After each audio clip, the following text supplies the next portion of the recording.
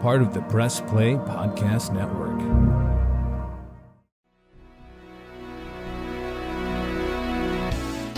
Iguodala to Curry, back to Iguodala, up for the layup. Oh, blocked by James. It's over. It's over. Cleveland is a city of champions once again. The Cavaliers are NBA champions. That sound means it's time for Cavs on the Break, NBA podcast from the Press Play Podcast Network. I'm your host, Chase Smith, and we got a full house today, folks. Sam Amico, John Sable, Jeremy and Akron, and fellas, it finally happened. Myles Garrett, pick six, touchdown to the Pro Bowl. That's why we're recording. It happened today. I was sitting at Fathead's Brewery in North Olmsted when that happened, and I was like, what is going on? No, that was pretty cool. Sam did not appreciate the joke. Either that or his phone has frozen. No, the Cavs have traded for Caris LeVert, and this is something that we've talked about, we've teased, we've explored leading up to today. It took us all by surprise that it happened so soon. Sam, it happened. You guys nailed it on your pod. Jeremy nailed it on Facebook. It's like you guys know what you're talking about, Sam. Good job by you. Every once in a while, we will pull one off and be right. But, the thing is, we knew that they were talking about this when John and I talked about it the other night. I think I gave it, John, a 60% chance that it would happen because LeVert was their number one target. He was the guy that they wanted, and we kind of knew that. So it was a great deal. The fact that they did not give up anybody from their core. They didn't give up anybody who's playing. You're going to miss Ricky Rubio, what he brought to the franchise, but a great deal. And John, we talked about this the other night. This is basically what we said. And I know Jeremy said this on Facebook, the same thing. This is what they should give up to get Caris LeVert and probably nothing more. And that's what they did, first rounder, 2 second rounders and Ricky Rubio's expiring deal. So it was a really good deal, obviously on paper. And we've seen what LeVert can do. So a nice trade for the not only on paper but on the floor, in the locker room, and all the other things you could say about this trade. A+ for Kobe. And Sam, you actually were talking about this potential trade happening way before Christmas, even when the Colin Sexton got hurt in November. Right around Thanksgiving, you mentioned that the Cavs were in on Caris LeVert back then, and the talks continued to swirl, and we talked about it on the pod. I know you talked with Chase and Jeremy about it too, and just in the last week, seemed momentum was shifting that way. And then when we recorded the latest episode, 2 days ago, we laid out everything. We laid out potential trade targets, but you put 60% on LeVert, and we weren't sure if Indiana would want another player besides Rubio in the draft picks.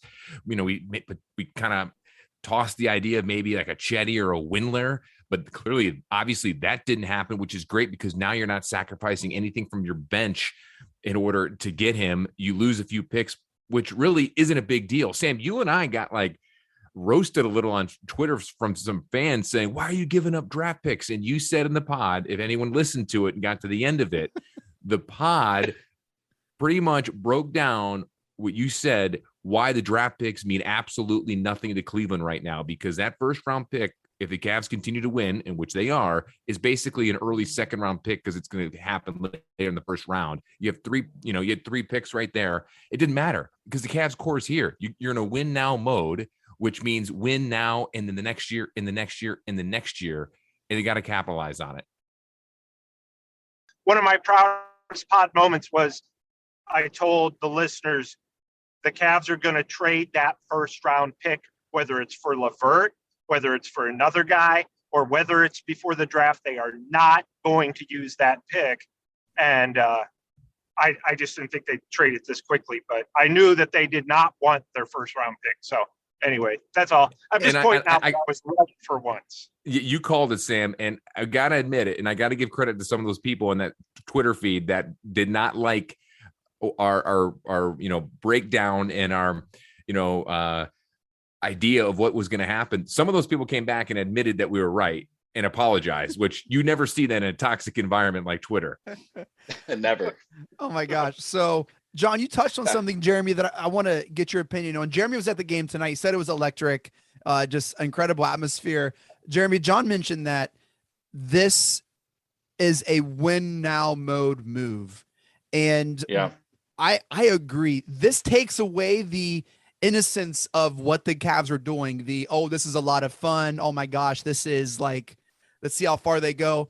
Jeremy, this changes the expectation. It changes perception of success and failure of this team. And at that game tonight, it didn't seem like there was a lot of pressure. It felt like a lot of celebration and fun, right? I mean, yeah. Has that spilled Chase, over to? I don't think that's mutually exclusive. I think this is a win now and in the future move. Look, LeVert's 27 years old. We have him for at least one more year. We can offer him an extension this offseason. We know that the Cavs have always had trouble just because of the perception, especially in the NBA, of attracting free agents. So we've always had to get a little bit creative in player acquisition. So right now, say we re-sign Sexton on a team-friendly deal for 3 years. We re-sign LeVert for a couple more years after this year. You have the core of your team, all 27 and under. So it's a great move for now. I think it actually probably, I mean, we're pretty close to the favorites to come out of the East, or at least compete to come out of the East. Plus, it sets us up for the future. It's a win-win, in my opinion. We didn't need another, 21-year-old player at the back end of the first round. I don't see a negative to this, even if we doesn't get us over the hump. It's a move that's good for the future and good for now. I don't see a downside in any way. It's one of those rare occasions where there was a trade. It worked for both teams because Indiana wanted to tear it down. They wanted to start over. Those, as we talked about the last pod, those high second round picks are invaluable now because they don't come with the 5th year guarantee. So there's more flexibility for the teams. So Indiana loved to get in the Rockets' second round pick. It just worked great for both teams, but I don't think it's just a win now mode. It's a win now and build for the future thing. It's just the best of both worlds, in my opinion. Sam, Jeremy was talking about the atmosphere at the Rock tonight. We're recording this late Sunday night. Sam, you kind of felt that positive energy coming even from players and former players of the Cavs. This is just good vibes all around, Sam. Yeah, the players, they do get excited when there's help on the way, because we've seen, and credit to the guys who have filled in for Darius Garland and Colin Sexton and Ricky Rubio. We'll talk about and all Goodwin. Goodwin's coming up later. We'll talk about Goodwin. He'll have his time. Yeah, but credit to all those guys for stepping up. But, when you're looking to win games, the players who are here, who were here last year, but, Darius Garland, Colin Sexton, Jared Allen, Isaac Okoro, I'm sure there were a few more in there, Lamar Stevens, all those guys, Kevin Love, they all heard, this team stinks. They're on their way down. It's a mess in Cleveland. They heard that all last season. And from guys like us, as well as from other players and other teams. And so when they get help like a LeVert, a guy who's going to come in and help replace, the loss of Colin Sexton and the 16 points per game he was getting you this year, and Ricky Rubio getting you 13 and a half. Well, LeVert's last game, he had 42, right? Game before that, he had 26. So here's a guy who's going to come in and electrify not just the fans in terms of we have help for when our backcourt players go down with, some type of injury for even a short amount of time. This guy is a guy who can help you overcome that scoring loss. So, so the players, they get excited too. We think it's just us, but yeah, I got a text earlier from one who just sent the flexing emoji, and I think that they like the fact that, just like the fans and the media, that the Cavs did not give up anybody who was healthy in a regular part of the rotation. Initially Indiana wanted Okoro in this team. They were going to hold out for Okoro, and the Cavs were like, look, come on now, you guys are going to have to trade him and LeVert, and this is probably the best deal you're going to get. We're giving you the first rounder. We're giving you 2 second rounders. You can use those and move up. I don't think, frankly, Indiana's probably going to use this to make another trade and get even a higher pick. But as far as the Cavs were concerned, it's like, we're not going to put Okoro in here. It's kind of silly that you're asking. So, eventually Indiana came around, but yeah, everybody's excited. The players are excited, the fans, and it's it's a guy who's not an all-star, but a borderline all-star, and a guy who's excited to come to Cleveland, an Ohio guy. Exactly. You know, just everything's there for it to create a lot of buzz around the franchise that has already created buzz on its own without him. And so this is just an added bonus. This communicates to those young players of this team, hey, we love what you're doing. We believe in what you're doing. And so that's add to that. And that's really try to make a move. John, Caris LeVert fits perfect with what this team needs. It fits perfect with the how this team has been built. He's tall, he has length, he can create his own shot, and he's good on D, John. This is, I mean, almost the perfect fit. Exactly. And this is why the Cavs were targeting him from the very beginning back in November. I mean, the guy can play some defense. He's the wing scorer that they've been needing for a long time, you know, and he's pretty good with the handles too. Jeremy brought up the contract situation. Here's an interesting note. And we talked about this in the pod with Sam 2 days ago. Think about this. His contract is, if they, let's say they don't re-sign him right now, but they do later. He's an unrestricted free agent after next season, the summer of 2023. And he's making next year is about 18 some $18 million. Guess who also is a free agent at the end of 2023? Kevin Love. And his contract is what, 10 more or 10 plus million more than that. So you're going to get Love's deal off the books. So you can not only extend LeVert if everything works out now, and then later you still have more money to use at a different date. And that is also including if they go ahead and sign Sexton long-term or Garland as well. So this move, to Jeremy's point, he nailed it. It's for the long haul too. It's win now and win years down the road. And this is a perfect character locker room guy that can fit in well with his team and it can mesh in. And he's a good coachable player. Rick Carlisle, if you watch the broadcast tonight, raved about the class act of Caris LeVert and how much he's going to miss him and coach him. And it's going to be a perfect situation for him and the Cavs at a time when they needed a score badly. Look, he played with Jared Allen and with the Nets, so there's chemistry there. It really was we're not going to touch what we have going on here. We're just going to add this incredible spice and this incredible thing. Guys, we're all about it. I have some concerns. Can I share is this a safe place to share my concerns, or do we still want to keep are we still vibing here? I don't want to be a mood killer. I want to read the room. Yeah. Don't be ants at a picnic, Chase. Come on. I gotta Chase before you destroy the mood. Can I read you a quote from a veteran NBA writer I read tonight? Please. It said 2 years ago, the Nets attempted to build a super team by trading Caris LeVert and Jared Allen to get James Harden. Now there's zero chance the Cavs would trade Jared Allen and Caris LeVert for James. Yeah, Harden. I read that same thing tonight, Jeremy. It's great. It's so funny. And now look at what's going on in Brooklyn. There's rumors that Philly wants to get Harden. You know, I don't know if you guys saw what Kyrie Irving was asked today in the post game about Harden. He kind of threw out the old media, attacking us, blah, blah, blah. It's a mess over there. I'm glad those two guys are no longer there and they're in Cleveland now with the Cavs. Here's the thing, guys. We said this when the Cavs acquired Rajon Rondo, albeit it was a small piece, but it was a move that they needed to make to get an available point guard, a veteran point guard, maybe not necessarily a scorer, which we know he's not a scorer. But they were all in. They're putting all the chips in then, and they're doing it again now. Mm-hmm. And so, if this move does not mean the Cavs aren't a legit contender, I don't know what isn't. I mean, if people aren't really paying attention now, I don't know what else they need to be doing. What are they doing? This is a legit move to be a contender in the East. We were talked about, 2 months ago, play-in tournament. Okay, then they were started out hot. Then we're talking about, okay, top 4 seed home court. Guys, there's a legit chance they could be the number 1 seed in the Eastern Conference. Incredible. Not legit. According to Chase. Well, John's jumping ahead to our overreaction or on point segment real quick. We're going to get to that, John, and spend a lot of moments. Here's my concerns. Unless anyone else has anything else to add. And then I'm just going to LeVert is injury prone.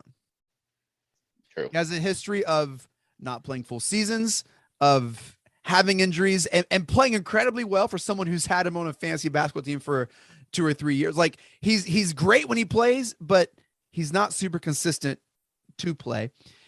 And okay, I might get killed by this. He raises our floor more than our ceiling. Does that make sense? he helps us not be as worse as we can be. I don't know if he moves like I don't see us being that contender. I see us not being worse than a like 5 or 6, like solidifying us at above a 5 or 6 seed. But I don't think this guarantees us like, oh, we are going to be in the top teams like the Bucks or like the Heat or I don't see us quite there yet. Now you're talking to one of the most optimistic, unrealistic fans in the podcasts realm. It is surprising you say that, Chase, because you are Mr. Optimism in a lot of things. Now, right? Now, he's the last guy on the podcast I would think would say. I thought I would be saying that. Look, I love the move. It's a great move. I just don't think, moving the needle is such a cliche thing. I think he raises our floor. We're not going to be as bad as we could be because of him. I don't see him as a huge difference maker that we are excited that he could be. That's just me. Can I say why I disagree, Chase? Here's let me give you a logical explanation why I disagree. If you've watched the Cavs like we all have, what have they been missing? They've been missing a wing who can create his own shot, especially when Darius Garland isn't in the game. Okay. Mm-hmm. We were at our best when Ricky Rubio was playing really well because he kind of filled that void, even though he's not a true wing. He created shots. Cedi Osman was playing great with Ricky Rubio because he was creating for him, creating for others. We haven't had that. I've put it on Facebook a few times where it's like Darius Garland's in the game. We get a big lead. Darius Garland goes to the bench. We lose the lead. Darius Garland comes back in. We get the lead back, rinse, wash, rinse, repeat, right? Same thing. This will take some pressure off Darius Garland to create for everybody else. It'll give the second unit, who's already playing well, a jolt of energy and someone who can handle the ball. He's a good ball handler for a big guy. So I think that, just by the fact that he's taking pressure off Darius Garland to be the kind of the sole creator in these games is going to make us a better team. I think go ahead. No, was to say before, and he plays good defense on the line. Before John and Sam chime in, I think pre-Rubio, the style and way of execution was unsustainable. We were like operating at like max capacity. Like there was no way we could be playing better. And that was not sustainable. With LeVert, this level of play is sustainable. I just don't think it's like top levelable and a sustaining level. Like, I know it's not a word, but like now we have talent and players that this is sustainable and it's going to be sustainable. I don't believe we were playing sustainable top of the East basketball. You look at the rosters, it's still like, I want to see more before I fully go all in. That's just me. Do we all agree though that Caris LeVert is a good wing defender? Absolutely. Right? Yes. He's a good wing defender. Right now the Cavs are now leading the NBA in points allowed per game. So you're adding a guy who's not going to, demand the ball, a guy who's going to play defense to a team that already has the best theoretically defense in the league. I don't see, Chase, how it could hurt anything. And we're a game and a half out of first place. No, right now. I don't think it's going to hurt. I think it's going to make what we're playing sustainable. I just don't think... At this moment, we're a game and a half out of first, or a game and a half out of first. No, it's not going to take a sizable jump is what we're saying for us to be a legit quote unquote contender in the East. We already are the contender in the East. Exactly. And that's the point. And Chase, there wasn't one magical player out there that the Cavs could have traded for that could, maybe jump them to the, end all be all top team that could compete for a finals with Golden State. We're not saying that. I'm not saying that. I'm just saying, the East is so tightly packed and you make one little move when you're already on the cusp of kind of distancing yourself in a little, I don't want to say mediocre, but maybe like a B+ trade that I would rate this, or B+, not a B+ player, but a B+ type trade like this is, or an A- slam dunk win-win on both sides, can give you that type of player in that production and value that can give you a little bit more distance in theory from a Miami, a Milwaukee, or Chicago in the East. And that's all they needed at the time when they made that trade now. And especially with the way that they're playing and how badly beat up they've been. Look, I love the trade. I love he's a great fit. I'm not trying to like say don't like the trade. I think this trade propels us for playoff basketball for the next 2-3 years without a doubt. Sam, am I crazy? I mean, we know the answer to that, but like, did I just completely like, should I just retire from podcasting now? Is it over? Is that it? Well, don't retire because we need somebody to make fun of. I could do that. I could do that. No, I mean, here's the way I look at it. For number one, you just got a guy who's capable of erupting for 42 points, who just proved this. You got a guy who basically single-handedly beat the Lakers. And LeBron James came out and said, Caris LeVert just broke us down in the fourth quarter. This is the kind of guy he is. He's super explosive, okay? You got him for the equivalent of nothing. You gave up stuff you didn't want, that you would have loved to have had Ricky Rubio if he had two good knees, but he doesn't. You know, sadly, that's the case. So you seriously got this guy who's the wing player that you need, the player who can handle the ball, like Jeremy said, and relieve Garland. And, you know, he's explosive. He can defend on the wing. He's everything that you wanted. Now, granted, maybe he's not, you know, an all-star, but we have to remember that going out and getting all-stars, for one, those guys weren't available. For two, that's not always the answer, as we have seen repeatedly now with the Brooklyn Nets. It's all about fit in this league. And the Cavs aren't trying. They would love to win the championship. Don't get me wrong.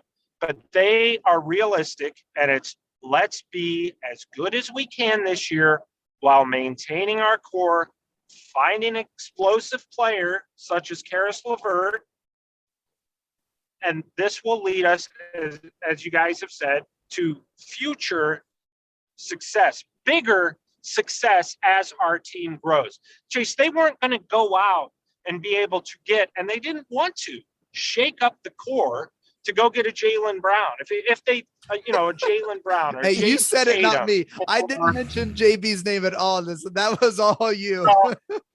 I mean, those are the kind of guys that will really move the needle on paper. But you're giving up Okoro, you're giving up Sexton, you're giving up, you know, picks. You may be giving up another player, probably giving up Jetty. Then all of a sudden, the guys who were here, like the Garlands and the Markkanens and the Jared Allens, and obviously the Evan Mobleys, you're like, why did they go get that guy and just shake everything up? Everything was going fine. These guys are welcoming this trade because they're getting a guy who can come in and fit, and they still have their entire team that's already been successful. So you have to look at it. I mean, you don't have to, but the way they're looking at it is we want to get into the playoffs this year.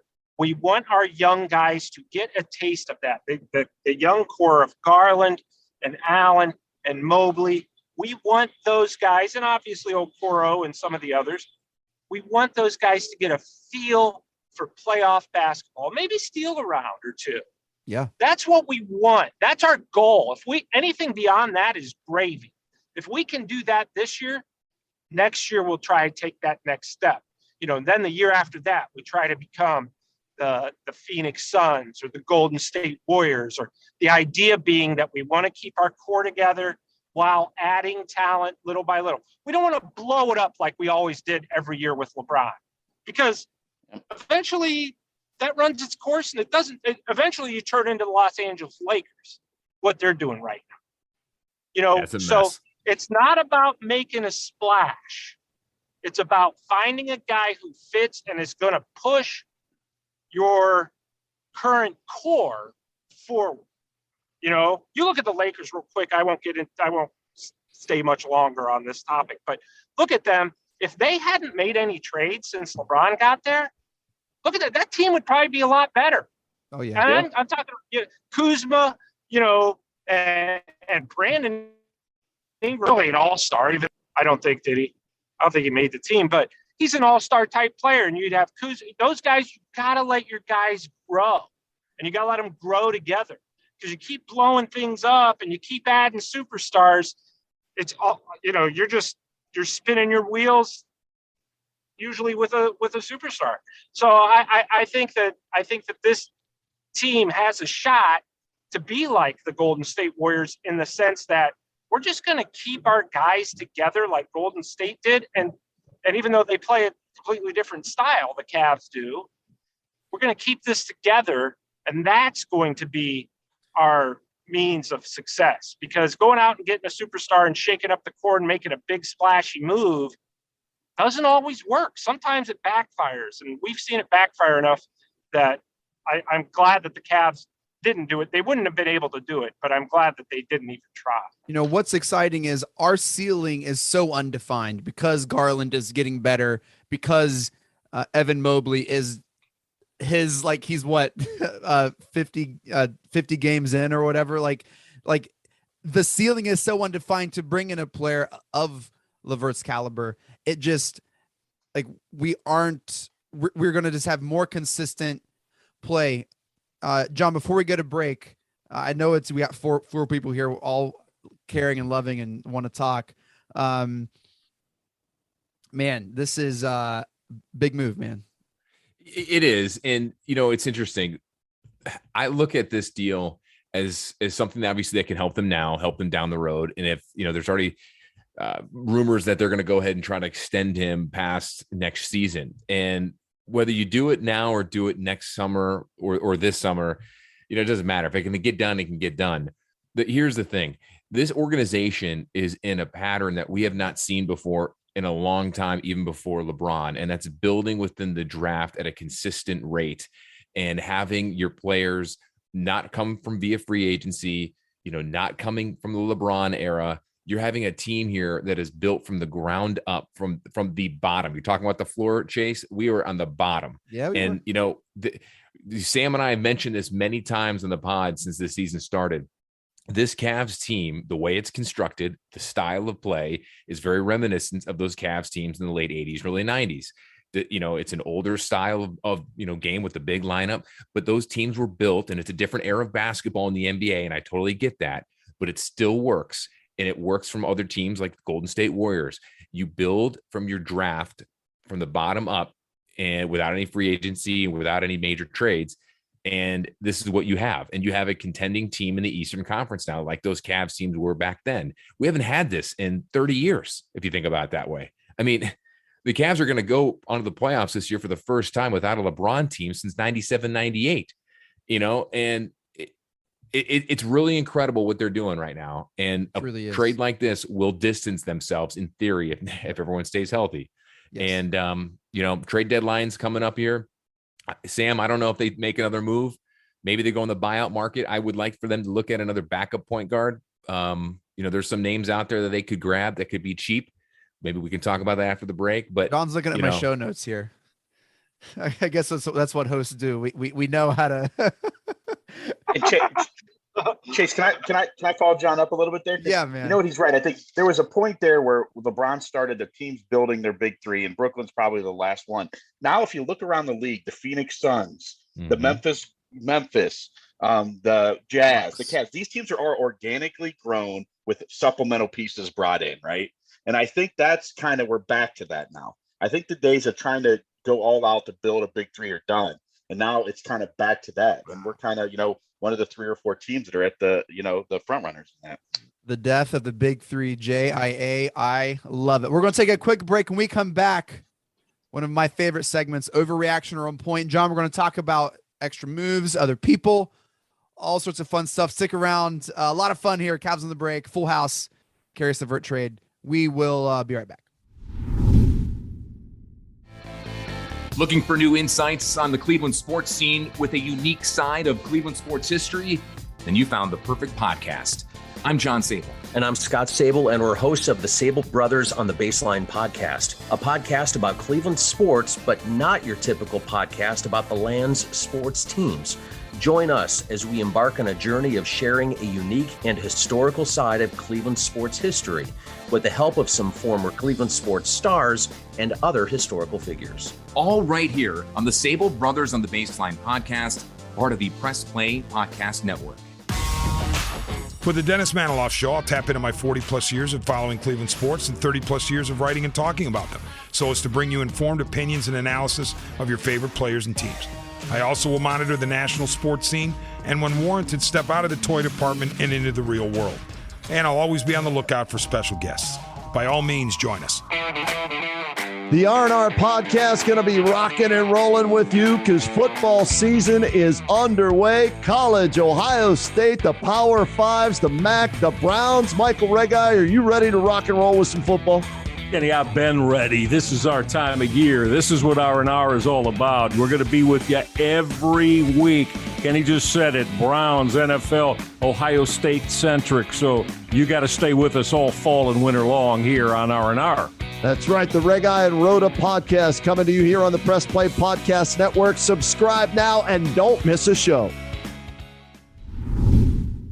All right, we are back. Cavs on the break. We got Sam Amico. We got John Sable. We got Jeremy Powell. We're talking Caris LeVert trade. We just had a lot to say about that. That was a ton of fun. We're going to do this segment now, guys, called Overreaction or On Point, where I'm going to give a statement, and you have to tell me if that's an overreaction or on point.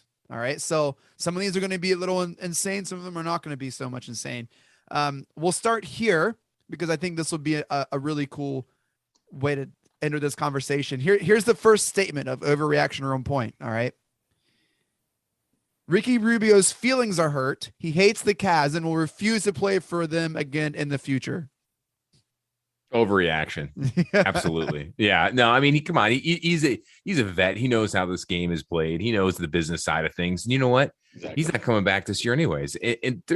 If the Cavs really wanted to, and if he really wanted to, if the price is right, and depending on how healthy he is, and they want to take a chance on him, making less than his half of what he was making this past year, they could re-sign him this offseason if they really wanted to do that. If both parties were engaged, it's going to come down to money, just like many other things are, though. Yeah, and that's where I was wanting to get at, right? Like, Rubio understood. I don't think he's really been with the team. He knew that this was a possibility, almost a reality. And there is a possibility, like John said, if this really wanted to happen, Rubio could come back with the team. Obviously a ton of things going to happen in between then, but that's kind of, John, I think this is your first time playing. That's how this segment will go. Jeremy and Sam are, how about this one? All right, this is a good one. Caris LeVert makes Sexton a tradable asset. Overreaction or on point? I would say on point with that. And I put this in the story today on HoopsWire. I wrote a little bit about what some couple of GMs reacted and rival GMs. And one of them said, right now, from everything this GM had heard, he said that it doesn't seem to me like they want to move Colin Sexton this offseason, but it does put them in the driver's seat if they do. If they want to make a sign and trade, they're going to wait to see how LeVert fits, obviously, and let this play out. They don't need to worry about how Colin Sexton, Caris LeVert, Darius Garland fit together right now because Sexton is obviously out for the season. So they're going to see how this all plays out, and then it can give you a little more clarity on how to approach the Colin Sexton situation in the offseason. By all accounts, right now, tonight, they want to keep all three. Okay, they want to re-sign Sexton, keep him here, keep him part of the core. That could change, but if it does change, it would change in a good way because Garland and LeVert work so well together that they find out it works so well together, they don't want to disrupt that. So they would potentially explore a Colin Sexton trade. And guess what? A sign and trade in the offseason. And guess what? You could get a lot of nice stuff in a Colin Sexton sign and trade. But for now, the idea is that all three are going to come back. But yes, that's on point, Chase, because that does give them the possibility of using Colin Sexton and his contract, quote unquote, uncertainty as an asset this summer. Okay, Jeremy, I have one more question. Then I want to pause and talk about some of these conversations here. Jeremy, Brandon Goodwin's emergence makes Rondo expendable. I probably would have said yes till tonight. Rondo had his best game as a Cav tonight. He had 12 assists. He had 13 or 15 points, 12 assists, looked fantastic, understood how to get Steady the ball when Steady got hot and where to get him the ball. So I think I probably would have said, on the money, but now I think overreaction. I think he will finish the season with the team, if nothing else, as a veteran presence and in case there is an injury somewhere along the way. So this brings us to kind of an impasse because the trade deadline is February 10th. We are a few days away. Sam, look into your crystal ball here. Overreaction or on point? The Cavs have another move to make. I think that's on point, and I don't think it's going to be anything splashy. I think John alluded to the idea that they could potentially add somebody on the buyout market. I run every day, and not to continuously pump up my own website, but every day I do run available veterans by position. I update it every day. So there's a ton of available veteran point guards out there that after the trade deadline, they could potentially add one of those guys in some sort of move. Right now, it's like Jeremy said, I know Rondo's been hurting a little bit. He's had, I think it was a hamstring bothering him for a little bit. It's been bugging him even when he came back. So if he continues this, they may not need to make another, maybe they found that with LeVert and Brandon Goodwin's playing well. They may not need to bring in another point guard if Rondo can keep doing this. So, but I think that they're going to do something else. They could make a very low-level trade to bring in a guy who, they don't want things to get crowded. They just want to protect themselves in the event that people get injured. Sure. And I know that they're thinking, do we need another point guard, in terms of to help Goodwin, or if Rondo's not working out or something along those lines. They have that kind of flexibility. So, yes, they will do something else before the end of the season. Probably, if not a trade, then by the end of the week, either on the buyout market or, signing somehow, filling a roster spot with another guy, another veteran player out there, just to protect themselves from injury. Sam, you can promote your website anytime, man. You don't have to apologize or ask. You could just do it. I hope you know that. Hoopswire.com, everybody. Hoopswire.com. Thank you, Chase. All right, that'll be $600. I'm good. John, what are some names that you would like to see maybe the Cavs kind of bring in? So, if you go the buyout market, that's one thing. But Sam, correct me if I'm wrong. Don't they have a trade exception they can use? Don't they have a JaVale McGee trade exception? I don't know if it's McGee or from somebody else. I know that they have something small that I'm pretty sure has to be used by March 10th or it just expires. Right. So they have the flexibility to make something happen if they want to go that route, and I think they kind of do. There's a twinkle in Jeremy's eye. I see a twinkle in Jeremy's eye. So real quick, I was going to say, throw in a couple guys that you could get with like a trade exception, whether that's McGee or whoever, or maybe even a future second pick or a first round protected. You could look at someone like maybe Avery Bradley. Maybe you could look at someone like Dennis Smith Jr. What about Austin Rivers? You're getting like vet guys that could help. Rather have Avery Bradley than Dennis Smith Jr. was a guy that I thought that they would have a shot at. He's in Portland. Their situation has been not real great with Lillard out. They've had injuries. They may be sellers a little bit at the deadline. Yeah.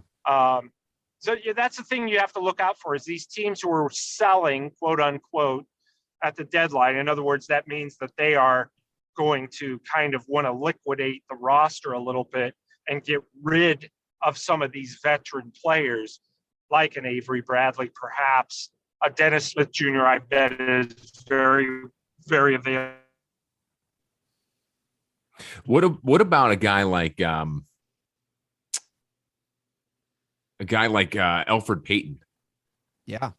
Those are the kind of guys. Those are the kind of guys that that I'm thinking that they would like to get there. And there could be another guy, kind of a frankly a small power forward type too, right, instead of another backup point guard. We heard their interest in Robert Covington, who just got traded from the Blazers to the Clippers.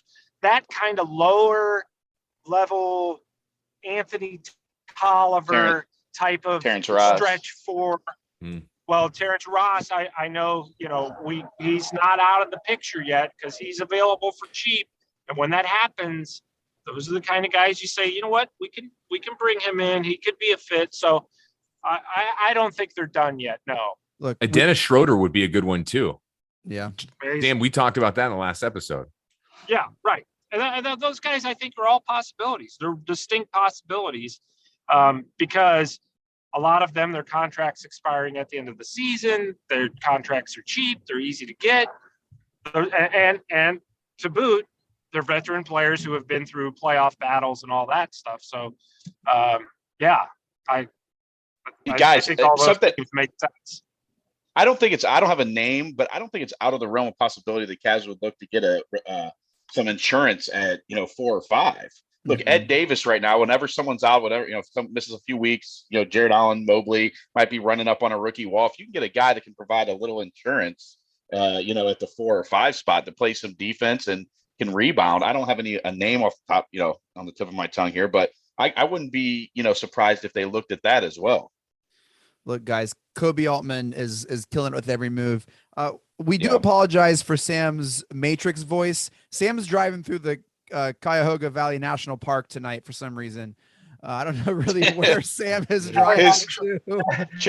Chase's video. This is my regular voice. I just speak like the Matrix.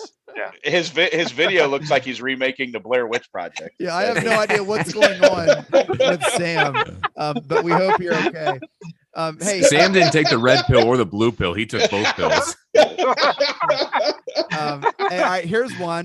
Overreaction or on point. The Cavs will win over 55 games this season. Overreaction. Yeah, you guys I agree. go ahead, but it's overreaction. Yeah. Wow. I think that's 52 is probably a realistic number. 50 to 52. Man, and to listen to you guys at the first half of the show, it'd have been like a 60-win team over here, man. And here I am saying that this is like, let's be a little more tempered. And all of a sudden, no, they're not going to win barely 50 games. I mean, the Cavs do have 21-30. The Cavs do have the third easiest remaining schedule left in the NBA. They won 33. I could see them hit 50 easily, but I don't know about 55. I think 52 is. Come I think if things go well, 52. Because we're 33 and 21. Not many games left. 54. If you win 52, you can left. win the East. Yeah. So why not 55? So a little overreaction. That mean they'd go like what? They'd have to go what? 33 and 21, 54. But 38 games left. 21 and 7. Help me out here. Everyone's afraid to Bad do math. Everyone's afraid to do math. I'm a public school kid. Someone do this math. Yeah. They promised that there'd be I'll write it up right now. They got 28 games left. You have 28 Right. games 28 left. games left. Right. So I said 54. You have to go 22 So and Carry- 6. Carry 22 the and one. 6. That's not going to happen. 22 and 6. That's a big lift. That's a big that's not ask. gonna happen. I mean, you still have a game against Miami, Chicago twice, Milwaukee, Philly Philly coming up. 4 Philly 3. You got times. Philly You're 4 times. Yeah. Yeah. Atlanta, I think once or twice. Atlanta's circle in the drain though. Oh, No, wow. they don't play Man, Atlanta. Jeremy, let's see the here. death of the big three, and We have the a- Hawks are circling the drain. And Toronto. We have Toronto. We have a makeup game against Toronto. Toronto's playing some of the best basketball in the league right now. Yeah, you got Toronto So- twice, Dallas once, and then your bottom feeders: 2 against Orlando, 2 against Detroit, 2 against Indiana, All right. 1 against San Antonio, New York, and Washington. So- So Overreaction. I Chase- hear you. Cherry Smith, I don't like the trade, but they're winning 55 games. I did say, I said I The like trade- the trade. I'm he just said the saying trade. it raises our floor. He says it might make us marginally better, is what Chase It said. it will keep our level of play sustainable. All right. Overreaction or on point. Cavs will finish in the top 3 in the East. on point. Yes, Yeah, John, I I agree. love it. I didn't hesitate one bit. No, you I mean, didn't. you're only 3 teams you're worried about there. Well, I should say 4. It would be Chicago, Milwaukee, the Cavs, and Miami. Miami, right? So Totally. I can't believe you're just discrediting the Bucks, who have Giannis, the champs, and I mean that's a pretty quick dismissal, man. And they're only a game behind us, I think, right? I get They the haven't strange they feeling haven't looked great recently at all. They haven't, and I get the strange feeling that the Bucks are turning into the Cavs of old, where they're just gonna like coast through the rest of the season and then turn it on. I mean, yeah, you're right, Jeremy. You got Philly in there too. Runners, by the way, the Bucks are probably the front runners for Schrader from the Celtics. I know that they've been really active in trying to get them. Not that that's going to be a huge difference for them, but that's something that might help them a little bit. I'm not sold on Chicago keeping this. I don't think that's very sustainable. Me neither. No, Me neither. they're injured, and they got a bunch of injuries and long-term injuries at that. So all right. So Sam, overreaction on point on the top 3 seed. I think it's on point. I think they'll finish in the top 4. I do. I think that, and I think part of the reason is too Philly. Who knows what they're doing right now in terms of this Ben Simmons stuff? They're so determined to get James Harden, and I'm like, why? Is he going to make that much better? Yeah, Harden would move the needle and raise your ceiling. Yes, maybe. You know what? I'm going to maybe. Daryl Morey was born in Medina Hospital. He went to Medina Highland High School, the Sixers director of basketball operations. Who wasn't born and raised in Ohio? That's kind of where I'm at this point. Jeez. Anyway, I'm going to give him a pass because, you guys are nuts if you don't think Harden on the 76ers would not propel them to the finals. If you like guys who dribble, ball fake, dribble, ball fake, shoot 3 free throws, have a guy jump into them. How many finals appearances is James How Harden many players like Embiid has he played with? None. Well, I mean, I guess KD. I don't know. Dwight Howard when Dwight Howard was still good. When Russell Westbrook was still good. Chris Paul got to the finals the very minute he got away from Harden. I like James Harden. Don't get me wrong. I just don't think I think he's past the point where he's going to propel you to the finals. You know what? Let's do a little hot take here. All right.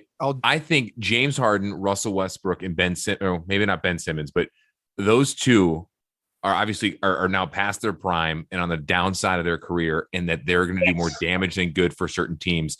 And if Ben Simmons isn't careful, he's going to fall right down that same trap that they're in, and he's younger and so needs to work on his game because Philadelphia is screwing up his career big time right now. And I hate to say it, but if he can finally play or get traded somewhere, the kid's got to work on his game better. But if he's not careful, he's going to fall down that road of a Westbrook and Harden that they are down right now at a much faster clip, in my opinion. Look, I'll sell Westbrook with you, even though I like Westbrook. I'll sell Westbrook. I'm buying all your Harden stock. I will buy your Harden stock. 8 months ago, I was going to say 8 months ago, I would have loved to have seen either James Harden, Russell Westbrook, or Ben Simmons as a member of the Cavs. I was like, that they need to go out and get a superstar. Go do that. Yeah. I wouldn't want any of them now. Yeah, I agree. I wouldn't want any. Sam, we did a whole pod about could Ben Simmons potentially be traded to the Cavs. It was like a whole pod on that. We were super excited. We wanted it to happen. Yeah. I agree with you. Jeremy, can I buy your Harden stock since you're just disgusted about the thought of Harden?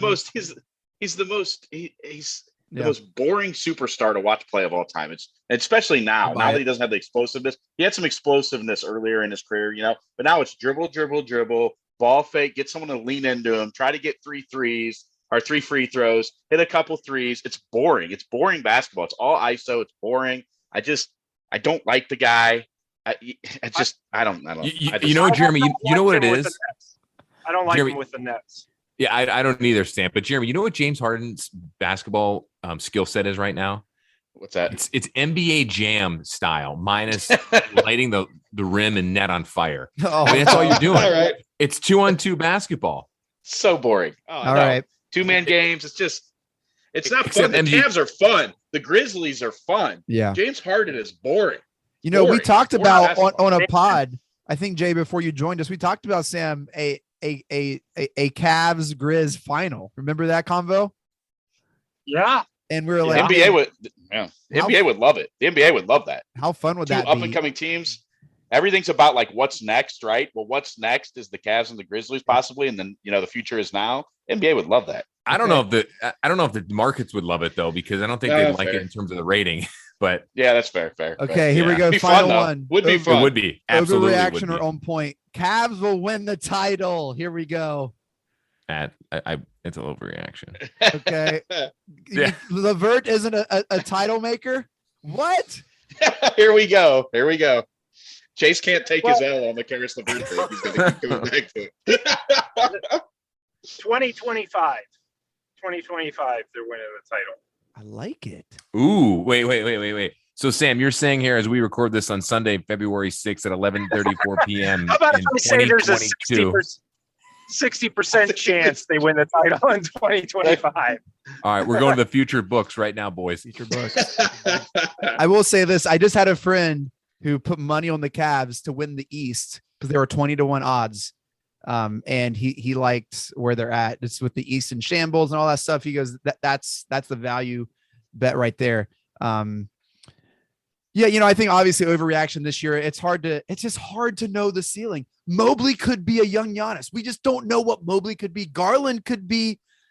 I mean, for as crazy and not the person crazy, but just as wild as Kyrie's career has gone, he was excellent for the Cavs. We could have this transcendent talent at point guard. We just don't know the ceiling of these players, and that's what makes it so exciting. Sam, I hear 2025, and that sounds so far away. It's really not. I mean, but 2024? Oh no. Maybe. I don't know. I just think you've got to take some lumps here in the playoffs. Usually that's how it goes.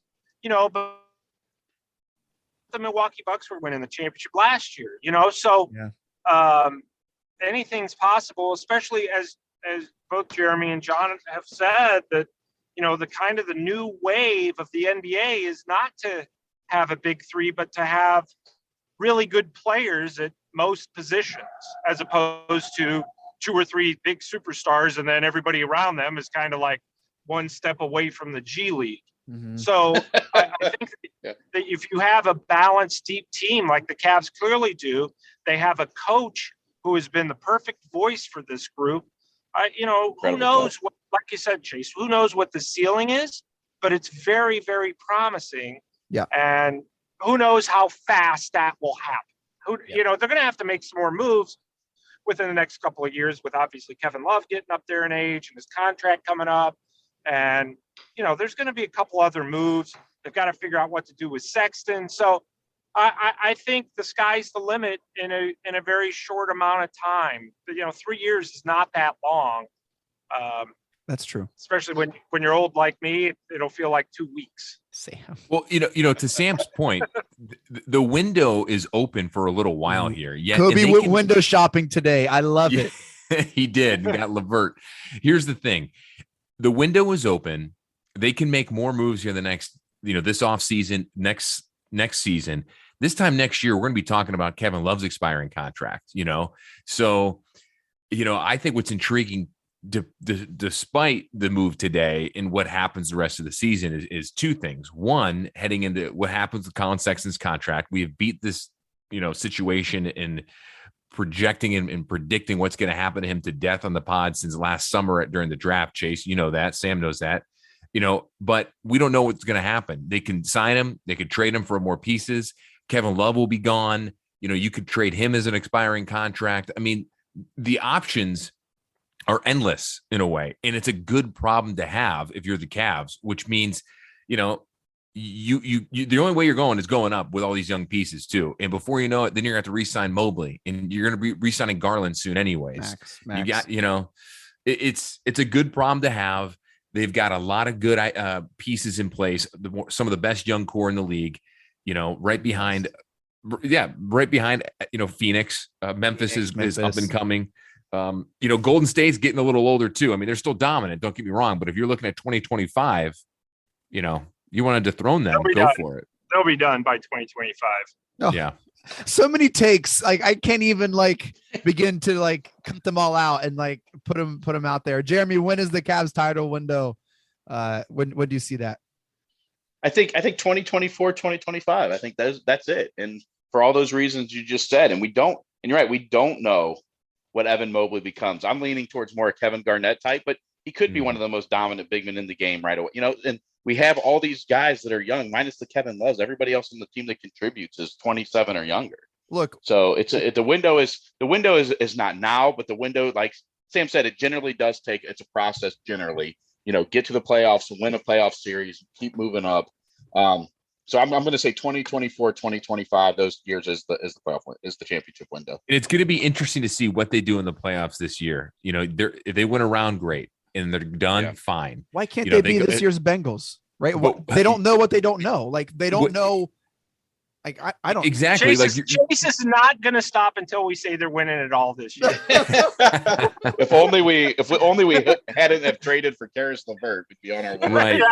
Right. Well, we talked about this before, guys. I mean, they're young and they don't know what they don't know, what Chase just said, but they're so young. They're playing without any pressure, playing with house money. Can they keep that up throughout the rest of the season? Yes, I think they can. Can they ride that into the postseason? I think they can too. So, even if somehow they got swept in the first round, the season's still a success. Don't get me wrong, but they're talented enough to make that's a whole other podcast, John Sable. I don't agree with that right now. I think if they lose the first round, I think it's a disappointment, and that's not a take. Well, Chase, I've got to shout. My Matrix voice is screaming no right now, Chase. The second best thing to winning a title is having a young, promising team like this. And you'd be disappointed. Don't get me wrong. I think everybody would be. But the fact that you've given your fans a regular season full of fun and hope, and that hope extends beyond what happens this year. To me, the disappointment at this point would be like, you got the 8th seed, or you're playing in the play-in tournament, or you didn't really give much of a showing at the end of the year. That would be disappointing considering how far they've come. But to me, I just think right now it's been gravy, and it's anything beyond this is a big bonus for this season. Next year, you're going to have bigger expectations, but this year, just let it play out, enjoy it, and don't worry about what the end game is going to be this particular year in 2022. All I'm going to say is I don't think this LeVert move is a whatever happens move. I do think this accelerates that timeline a little bit. And maybe sure, I agree with that. And maybe the seeding matters. Maybe if they're a high seed, well, geez, I don't know. You're right. It is fun. It's been an incredible season, but that has kind of like they've cashed that in with this trade. I think internally, I don't know if the fans will, hold that expectation. But I think internally, I think they're looking a little to make a little run. Why can't they be this year's Hawks? Why can't they make a run? Sure. Sure. I think there's truth to that. Why can't they be this year's Hawks? They're certainly thinking that. Yeah, let's get to the Eastern Conference Finals. Let's go. We got a shot. We're I agree with that. Anybody in the East, but I don't think it's going to be a huge disappointment. You'll be disappointed, but I don't think that you need to feel like, oh, it's been a big failure because they lost. They happen to match up with the defending champion, world champion Bucks in the first round and got beat in 6 games or whatever. I don't think that's a disappointment. I think that it's, this is the Bucks' time right now, or the Heat, or maybe the Sixers finally get their act together, or somebody like the Celtics. Regardless of who we play, it's going to be a tough out. Regardless of who it is, they're not going to want to play the Cavs. I want you to be right, and it'll warm my heart if you're right. All right. Well, that does it for the greatest segment of all time. I mean, there's no disappointment here, guys. We got a full house and we did an episode that I think we did a pretty good job not talking over each other, guys. So no disappointment here, no failures, all good things, guys. Good work. Hey, man, this is a fun talk, and I can't wait to have this conversation again when playoffs starts down the road here. And that does it for this episode of Cavs on the Break NBA podcast. Thank you all so much for downloading and listening.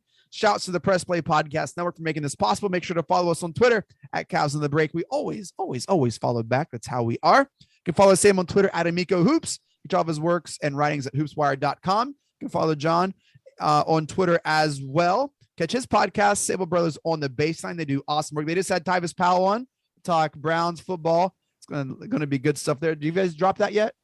It will drop later this week, and I got to tease something else. A little surprise for you, Chase. Coming up, our next episode, a former Cavalier basketball player going to be coming on. Oh, baby. Well, I cannot wait. Jeremy is with the Cavs on the break all season long. His pod, he's launching his own pod here in the spring. Jeremy is excited about that, my man. Yes, sir. Cannot wait. Thank you, guys. That was one of the more fun shows I've ever done on the hundreds of podcasts I've done. That was really fun, guys. Good. It was good. Sam, any final thoughts, my man? No, I just want to let you know that we pick on you, but we love you. Oh no, it's all felt. It's all felt. Even when I'm not around, I still feel it. Sam's giving you a big hug from the Matrix. I always tell the guys, if they have anything bad about you to say it behind your back so it doesn't hurt his feelings. Yes. Sam, your video just came up, and I swear I saw the Mothman's eyes behind you. So I think this is a do. This is a do. Then, I guess. Yeah. Hey, what if we all say Mike Breen take us out? Can we just all try it together? All right. Yes. So start on 4. I'm going to count to 3. We all start on 4. 1, 2, 3. Mike Breen, take us out. Congratulations, Cleveland. Your decades-long wait is finally over. The Cavaliers are NBA champions.